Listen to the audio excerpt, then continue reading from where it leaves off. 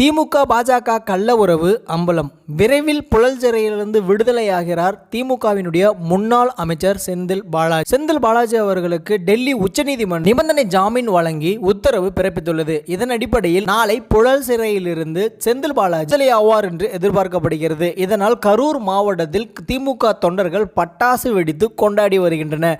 கடந்த ஒரு வருடமாக சிறையில் இருக்கும் செந்தில் பாலாஜி கடந்த 10 ஆண்டுகளுக்கு முன்பாக அதிமுக ஆட்சியில் போக்குவரத்து துறை அமைச்சராக இருக்கும் பொழுது போக்குவரத்து துறையில் அரசு வேலை வாங்கி தருவதாக பல கோடி ரூபாய் மோசடி செய்ததாக கடந்த ஆண்டு இவர் கைது செய்யப்பட்டார்.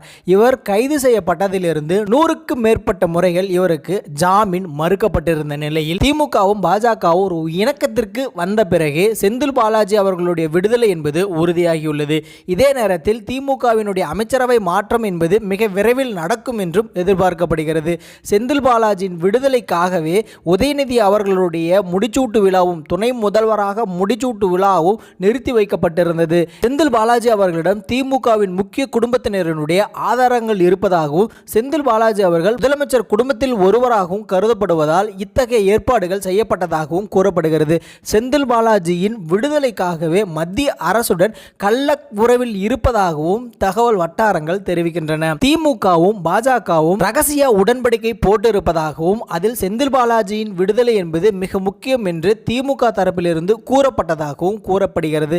இதன் அடிப்படையிலேயே கலைஞர் நினைவு நாணயீட்டு விழா நடைபெற்றது. திமுகவும் பாஜகவும் எந்த அளவிற்கு கள்ள உறவில் உள்ளனர் என்பதற்கு ஒரு எடுத்துக்காட்டாகவும் உள்ளதாகவும் சில விமர்சனங்கள் முன்வைக்கப்படுகிறது. இதே நேரத்தில் காங்கிரஸ் திமுகவுடன் பிணக்கத்தில் இருப்பதாகவும் கூறப்படுகிறது.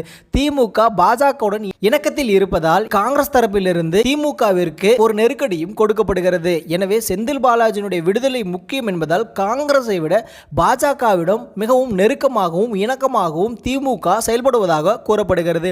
இதனைத் தொடர்ந்து திமுக அமைச்சரவையில் மிக விரைவில் அமைச்சரவை மாற்றமும் துணை முதல்வராக உதயநிதி பங்கேற்கும் முடிச்சூட்டு விழாவும் மிக விரைவில் நடக்கும் என்றும் எதிர்பார்க்கப்படுகிறது. இதுபோன்ற நிகழ்வுகளை உடனுக்குடன் தெரிந்து கொள்ள நமது பிஹைண்ட் ஐ யூடியூப் சேனலை சப்ஸ்கிரைப் பண்ணுங்க, லைக் பண்ணுங்க, ஷேர் பண்ணுங்க.